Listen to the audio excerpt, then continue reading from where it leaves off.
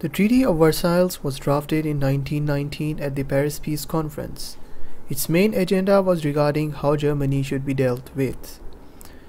Historically, a great controversy has surrounded the Treaty of Versailles as to whether it was fair or not fair. In this video, we will be looking at the perspective that the Treaty of Versailles wasn't fair. So those who criticize this treaty largely criticize the big three who drafted such a harsh treaty. And this was justified to a very great extent.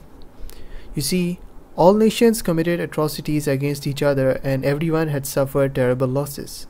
So the best thing to do in this case was to avoid the blame game.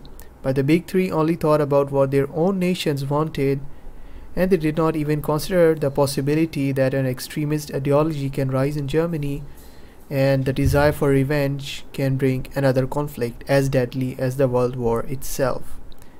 In fact, they didn't even care about what would be the effects of their terms on Germany, and Germany was not even allowed to express its own opinions in the conference simply because it wasn't even invited. It was only invited once the treaty had been drafted, only to sign it, and that's it. So, to put it simply, the peacemakers were criticized as selfish and, to a great extent, brainless people who just made a harsh treaty and did not think outside the box. They did not think what could happen if Germany rose and desired revenge. However, the biggest issue in the whole treaty, the reason most people disliked it, was the article of war guilt.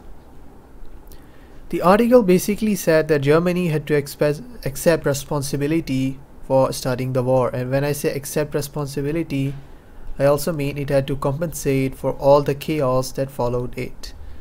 So now, it is understandable that the bad guys pay for the mistakes they have done, but the fact is that Germany in fact did not start the war.